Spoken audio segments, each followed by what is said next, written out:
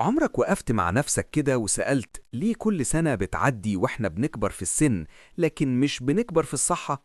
ليه بنفتكر صحتنا بس لما نتعب، بس لما نزهق، بس لما جسمنا يوجعنا؟ ليه دايما مستنيين أول السنة أو أول الشهر أو أول الأسبوع وبنضيع عمرنا في التجيل؟ خليني أقولك حاجة مهمة من الأول. لو أنت مستني 1 يناير 2026 علشان تهتم بصحتك، يبقى أنت كده بتضيع فرصة حقيقية إن 2026 تبقى فعلا أكتر سنة صحية في حياتك، لأن الصحة مش زرار بيتداس ولا قرار بيتاخد مرة واحدة. الصحة نظام، أسلوب حياة، حاجات صغيرة جدا بتتعمل كل يوم، ومع الوقت بتفرق فرق عمرك ما كنت متخيله.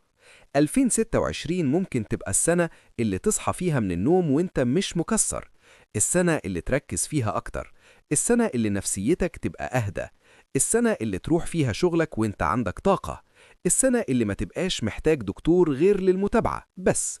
كل ده مش هيجي من حماس ولا من فيديو تحفيزي ولا من دايت قاسي ولا من اشتراك جيم وتسيبه بعد شهر.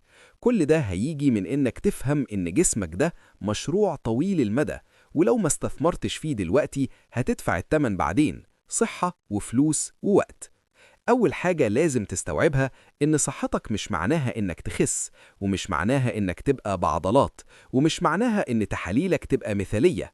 الصحة معناها إن جسمك شغال بكفاءة، إنك تعرف تقوم من مكانك من غير تعب، إنك تنام كويس، إنك تاكل من غير تأنيب ضمير، إنك تتحرك من غير ما تحس إن كل خطوة وجع، إن نفسيتك مستقرة، إنك عارف تتحكم في توترك، وإنك فاهم جسمك بدل ما تكون تايه منه.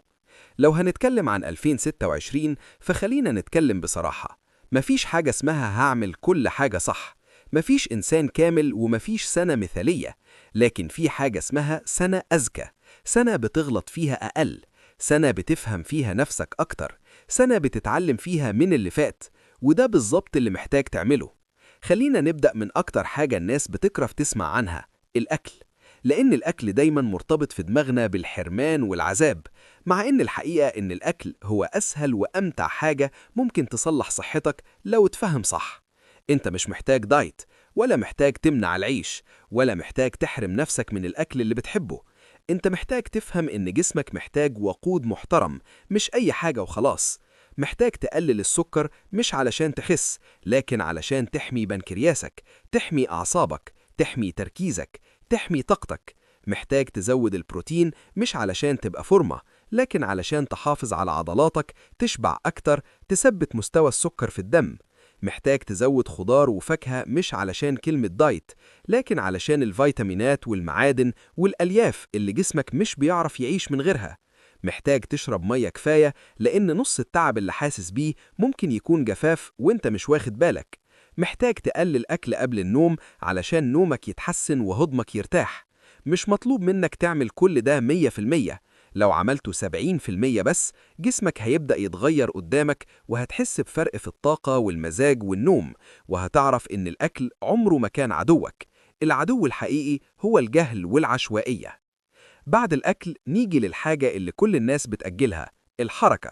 وخليني أقولك بوضوح، لو أنت فاكر إن الرياضة يعني جيم فأنت ظلمت نفسك، لأن جسمك مش فارق معاه أنت في جيم ولا في الشارع. جسمك عايز يتحرك، يمشي، يتمدد، يتنفس. الحركة مش رفاهية، الحركة ضرورة زي الأكل بالظبط. مش لازم تجري، مش لازم تشيل أوزان تقيلة، مش لازم تبقى رياضي. 20 أو 30 دقيقة مشي في اليوم ممكن تقلل خطر أمراض القلب، تحسن السكر، تظبط الضغط، تحسن النفسية، تقلل توتر، وتخليك تنام أحسن.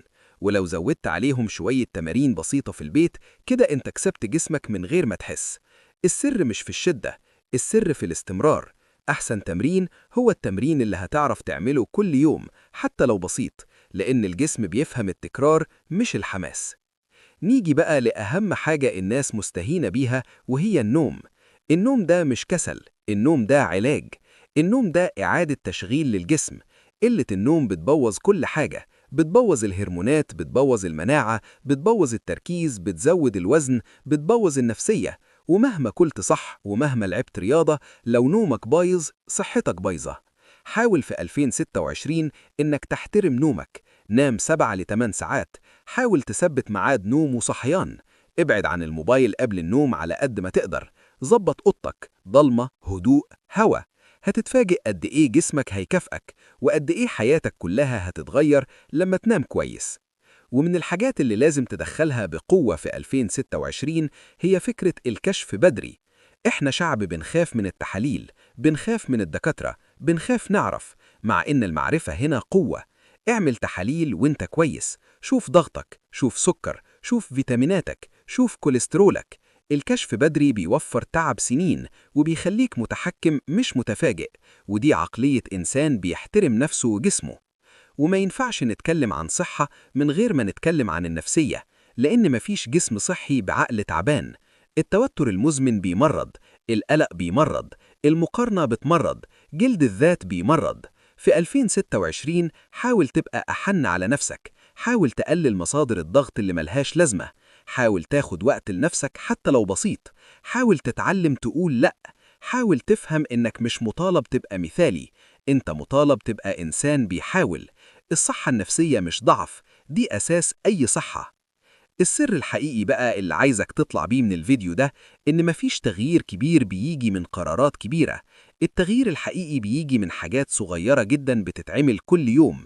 معلقة سكر أقل، 10 دقايق مشي زيادة، نص ساعة نوم زيادة، اختيار أكل أذكى، نفس أعمق. ومع الوقت من غير ما تحس تلاقي نفسك في آخر 2026 شخص تاني خالص، شخص أقوى، أهدى، أذكى صحيا. وده مش حلم، ده اختيار. اختيار إنك تبدأ دلوقتي، مش بكرة، مش أول السنة، دلوقتي. لأن صحتك هي الحاجة الوحيدة اللي لو راحت مش هتعرف تشتريها.